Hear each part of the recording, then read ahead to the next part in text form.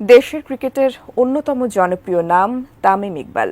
সোমবার বিকেএসপিতে ঢাকা প্রিমিয়ার লিগের ম্যাচ চলাকালে হঠাৎ অসুস্থ হয়ে পড়েন।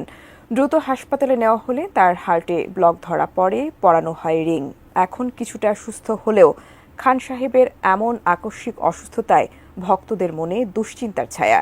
দেশজুড়ে চলছে প্রার্থনা, চাওয়া একটাই, দ্রুত সেরে ওঠে আবারও 22 গজে ফিরবেন তামিম। সকাল থেকে তামিমের সাথে ঘটে যাওয়া ঘটনাগুলো নিয়ে বিস্তারিত জানাচ্ছেন আরিফ হাসান। ঢাকা প্রিমিয়ার লিগের অষ্টম রাউন্ডের ম্যাচ খেলতে সকালে বিকেএসপিতে পৌঁছেছিলেন মোহামেডান অধিনায়ক তামিম ইকবাল। নির্ধারিত সময় সকাল 9টায় শাহিনপুকুর ক্রিকেট ক্লাবের বিপক্ষে ম্যাচে টস করেন তিনি। কিন্তু কিছুক্ষণের মধ্যেই ঘটতে থাকে একের পর এক নাটকীয় ঘটনা, যা ক্রিকেট ভক্তদের জন্য রীতিমতো এক দুঃস্বপ্ন হয়ে ওঠে। টসের পর হালকা বুকে ব্যথা অনুভব করেন তামিম ইকবাল এবং তাৎক্ষণিক দলের ফিজিও ও ট্রেইনারকে বিষয়টি জানান। প্রথমে গ্যাস্ট্রিক জনিত সমস্যা বলে মনে হওয়ায় তিনি গ্যাস্ট্রিকের ঔষধ সেবন করেন। তবে অবস্থার উন্নতি না হওয়ায় সতর্কতা হিসেবে দ্রুত পাশের কেপিজি বিশেষায়িত হাসপাতালে নেওয়া হয়।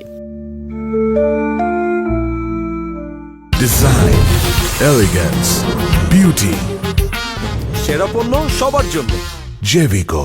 হাসপাতালে নেওয়ার পর পরীক্ষা নিরীক্ষায় তামিম ইকবালের হার্টে দুটো ব্লক ধরা পড়ে। দ্রুত অপসারণের জন্য এনজিওগ্রাম করে রিং পরানো হয়। প্রাথমিকভাবে পরিকল্পনা ছিল তাকে উন্নত চিকিৎসার জন্য হেলিকপ্টারে ঢাকায় আনা হবে। তবে শারীরিক অবস্থা আরও খারাপ হলে দ্রুত কেপিজি হাসপাতালে রেখে চিকিৎসা চালানোর সিদ্ধান্ত নেওয়া হয়।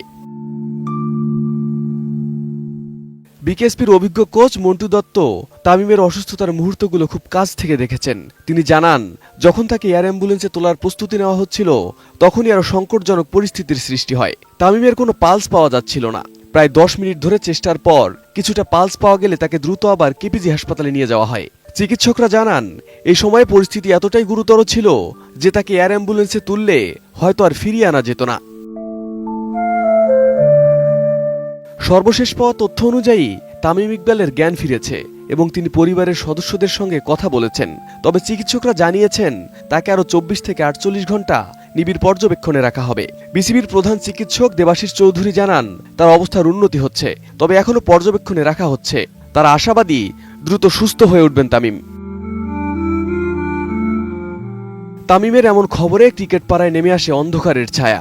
দেশি বিদেশি সতীর্থরা সবাই তামিমকে নিয়ে ফেসবুকে পোস্ট করেছেন। প্রার্থনায় রয়েছেন লাখ লাখ ভক্ত। আশা শুধু একটাই, তামিম দ্রুত সুস্থ হয়ে আবার 22 গজে লড়াই করবেন, ফিরবেন স্বাভাবিক জীবনে।